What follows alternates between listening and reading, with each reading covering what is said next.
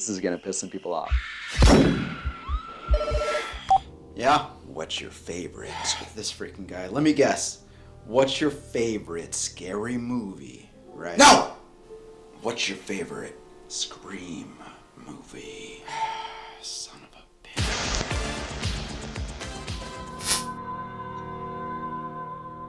Shit, Salvo. It's that TV news shit, Connie fucking Chung. I'm just gonna say it right off the bat. With the Band-Aid off. I think 3 is trash. Boring. The music feels more mellow. Even the Red Right Hand is just a little off here. It almost doesn't hit the same. From the get-go, you have this super voice changer all of a sudden, and it feels like very sci-fi, like you can copy everyone's voices. It was a simple game, Cotton.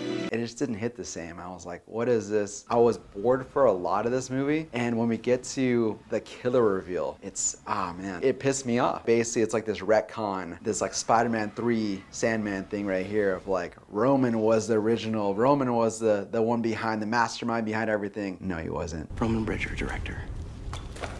And brother. Kevin Williamson, he didn't write this one. He wrote 1, 2, 4, right? He said that. And so he negates this one as well, because even though his treatment was turned into Aaron Kruger, who took over, Aaron Kruger just kind of did his own thing. He was a person that never even watched any of the Scream movies. He never watched any of the sequels, nothing before this one. And you could tell. It just feels very off. It doesn't feel like a Scream movie. It feels more like a Scooby-Doo movie. Mindless bastard! No, Sid, that would be you. And this is like the first one in the franchise where we're not using a Gen 1, Gen 2. It just feels like a very generic Easter Unlimited you can get at the store. And because of that, it just doesn't feel that scary to me. Our own son. If I had to give any positives to the movie, I would say the fight at the very end with Sydney and Roman was pretty decent. This is definitely dead last. I will not watch this one again. Sorry, Scream 3 fans, not sorry. What's your favorite scary movie? So this is actually interesting. I didn't think this was gonna happen. 3 was like very obvious to me. Like, all right, this is dead last. But then going forward, I was like, okay, which one do I like the least? Because I feel like the next 3 similar. They're almost like even kill. Very, very hard to decide like what goes next. Right away, the music just feels off. It's too poppy. One thing that sticks out too is the mask here. A lot of times it's like this reshoot mask, they call it, and it has this weird shape to like the chin. I'm just not a big fan of it. It feels very weird. And another big thing that sticks out, and it just doesn't look like a Scream movie, is the actual filter they use in front of the camera lens. It just feels very weird. It's like the lights are just sticking out too much to me. It just doesn't feel like Scream because of that reason. But the reveals of the killers are kind of cool. Irby, this is making a move. And I will say, besides Jill's height difference, which is like a huge problem for me, I think that her reasoning and her scene in the kitchen was pretty cool.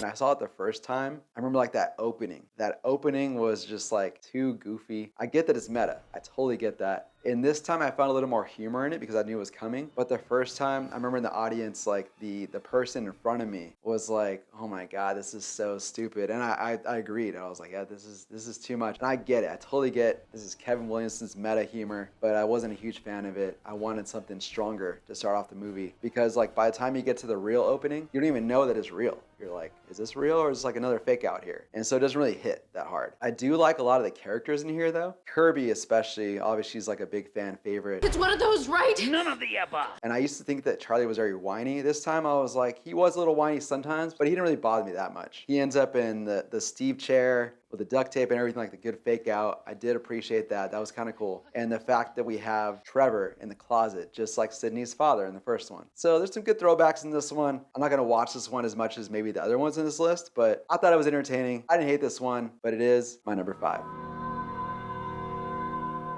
My number 4 is...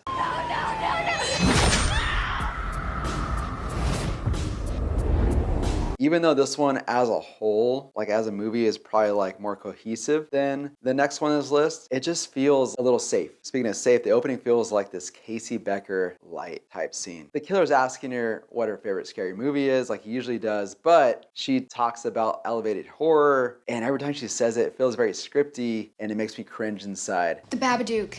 It's an amazing meditation on motherhood and grief. Isn't that a little fancy pants? Well, it's elevated horror.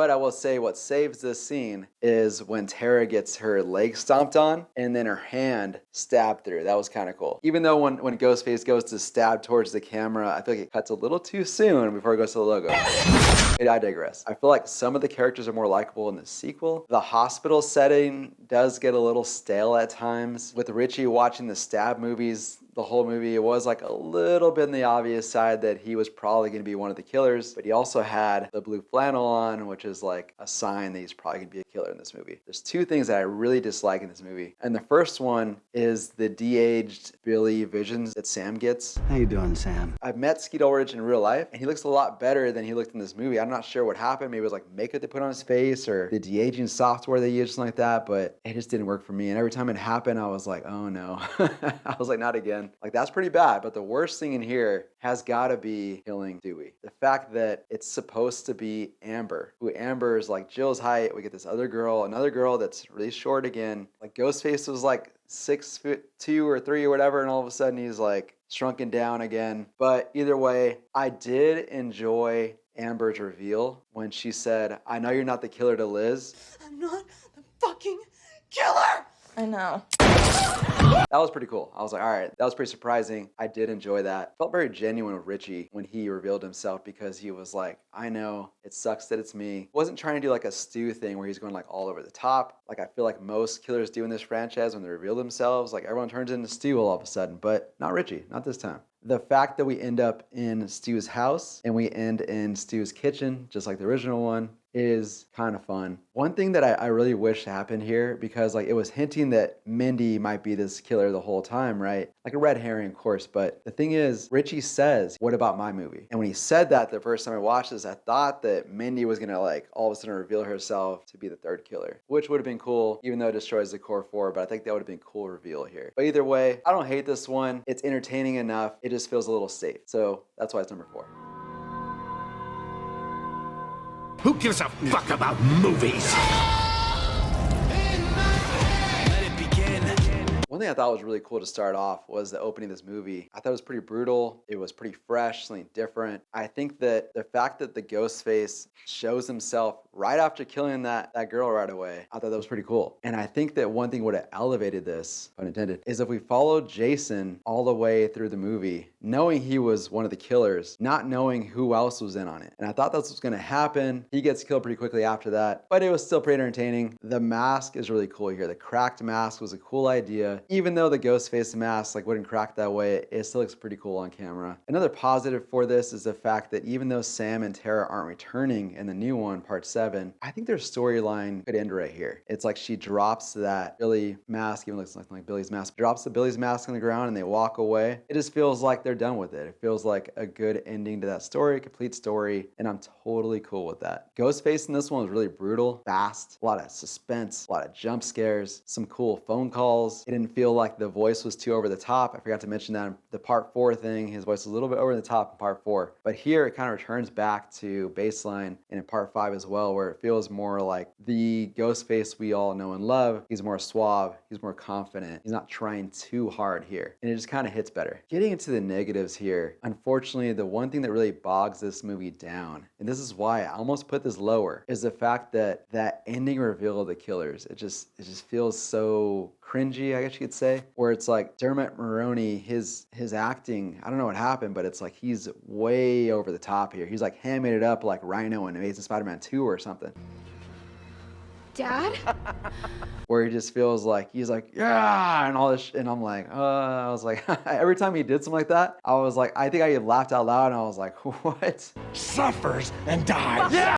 This is for real? It's unfortunate because the rest of the movie is pretty cool. It feels like it's such a missed opportunity here not to have a better reveal. And the plot armor is very strong with this one, where it's like you got Chad being stabbed like 15 times. Another thing that sticks out like a sore thumb is the fact that we get Bailey at the shrine. He starts shooting the mannequin faces, but the thing is there's no Ghostface mask on these mannequins, so you know no one's in them. And that was a total missed opportunity because like if there was a Ghostface mask on every mannequin, then you're wondering like, oh, is Sam dressed up in this costume? Is it not a mannequin? That would have been pretty cool suspense there. Or on the flip side, it could have started off with that, where it's like they don't know who's a mannequin, who is a killer. Either way, the killer reveals could have been a lot better. And we do get like one Billy vision thing that she gets in the reflection, or maybe two. It's still a little cringy, but at least in the reflection, he's not like prime and center. But either way, I can go without that shit. Another thing that was kind of weird was like the fact that like when Quinn died, right? She falls out of the room. Everyone thinks she's dead. And then Dermot comes out at the end saying like, oh, I put prosthetics on her. Yep, and I just made sure I was first on the scene so I could switch her body out with a fresh one.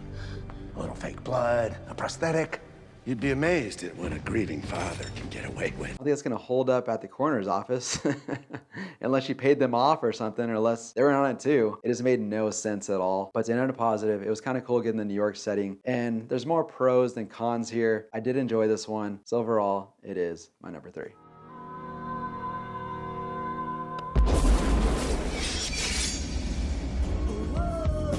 So part 2, when I first saw it in theater, I thought it was better than the first one. I was like, man, this is a lot of fun. The music really like stands out as like that peak Scream vibe. The characters are peak here. Gail and Dewey relationship right here. There's a lot of great things going in this movie. And we also got the Gen 2 mask, just like a step below the Gen 1 mask. It still looks great though. It looks creepy in its own way. There's a lot of great moments with it, especially at the movie theater in the beginning. The opening of the movie is very entertaining. What does that have to do with the plot of the story, her being butt-ass naked?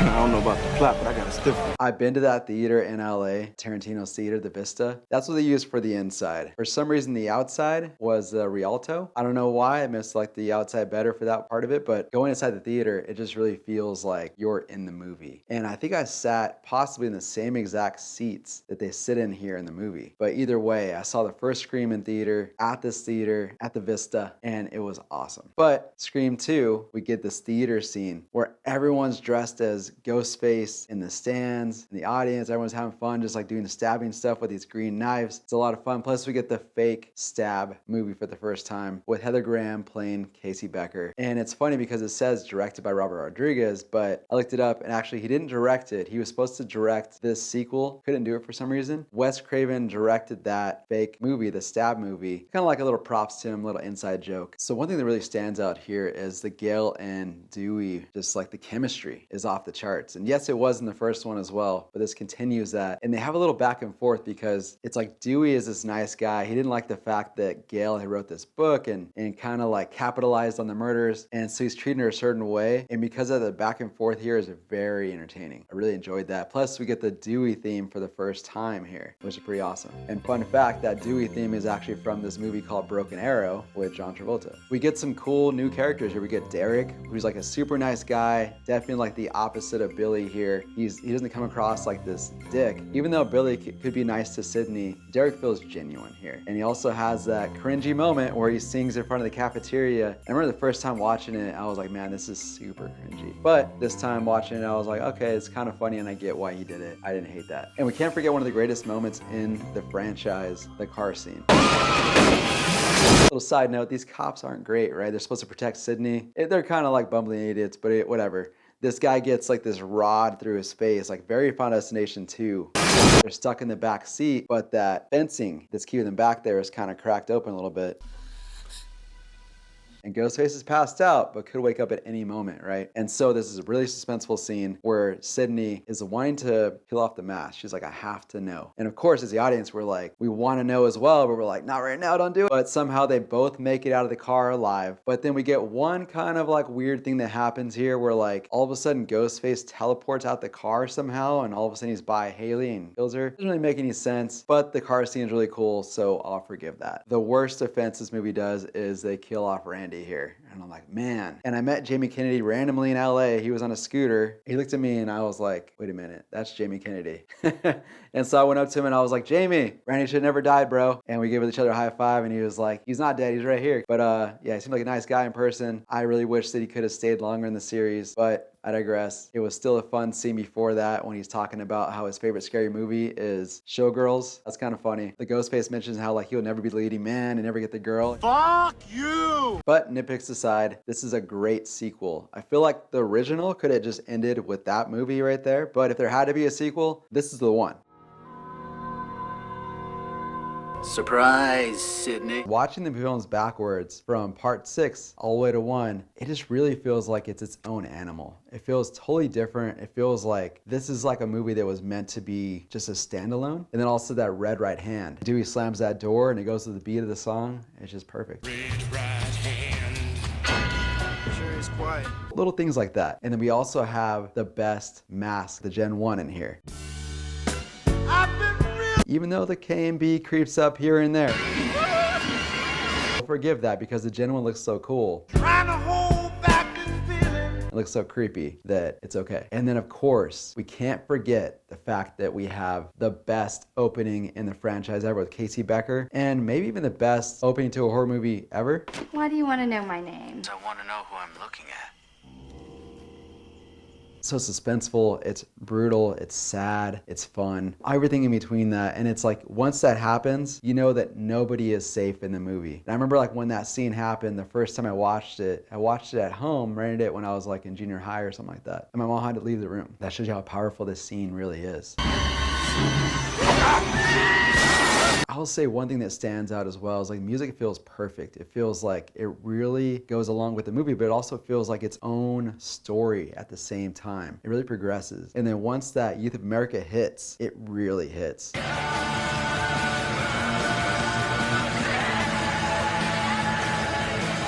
Before you know it, you're at Stu's party. You're like, oh damn, we're already at Stu's party? Flies right by it. This movie is over 2 hours long. It does not feel like that at all. Because you're having fun the whole time. Even when Ghostface is not on screen, the characters are the best characters in the series here. So you got Stu cracking jokes, Randy cracking jokes, even Billy sometimes. You got Tatum. Everyone has one-liners. It's great. What is she doing here? She's with me. I always remember this too at the school, and I always wondered like, is Billy looking off in the hallway like towards Stu or something like that? But he's like, couldn't have been me. I was in jail.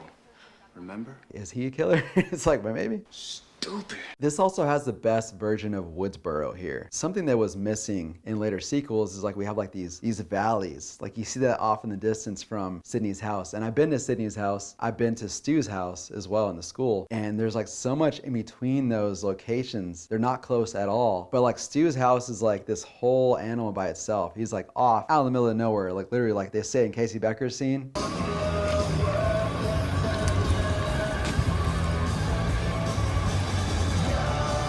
He really is out in the middle of nowhere. So if someone wanted to kill somebody, that's the perfect place to do it because no one's around. There's also unique details here they don't put into the sequels is the fact that every time that it's Billy in costume, you can hear him grunt and it sounds like Billy. Every time it is Stu in costume, it sounds like Stu.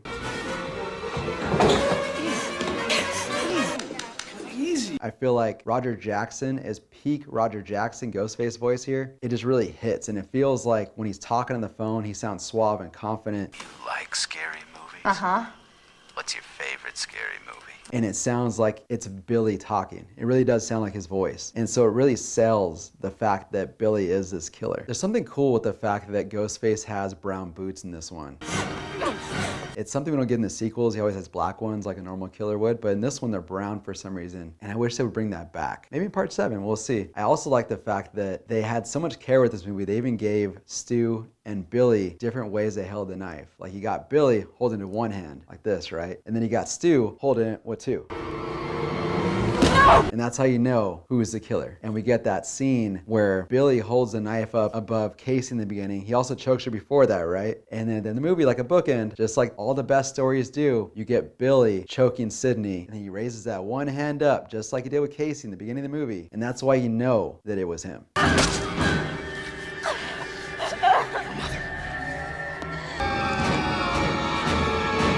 We also get great killer reveals in this one. The fact that Billy, he turns around, we all go a little mad sometimes, and he points the gun at Randy and shoots him. Corn syrup. Same stuff they use for pig's blood in Carrie. And there where everyone says that Randy is the one that knows about movies, but if you pay attention to the movie, like Billy references movies all the time. I was home watching television. The Exorcist was on. I also like the fact that Billy had this secret motive. He didn't even tell Stu. Your slut mother was fucking my father. And she's the reason my mom moved out and abandoned me. How's that for a motive? just a cool moment here. I feel like it's a great reason for him to be a killer. Not condoning killing, but I'm just saying, in this movie, it's a great motive. I can go on and in Bosa's movie even more. Man, I thought she was dead. She looked dead, man. Still does. This is why this one is king. It really reigns king, and it probably will always be that way. But that's my ranking. That's why that's number 1. If you guys made it to the end, don't forget to like, subscribe, hit the little bell on the side. Leave a comment down below. Let me know your ranking of these movies. I'm very curious about this. And I'm gonna make another Scream video. I'm not sure if it's gonna be about like a ranking of the killers yet or what, but leave a comment down below what you guys would like to see. Until then, this has been Seth Vision. Seth Vision, out.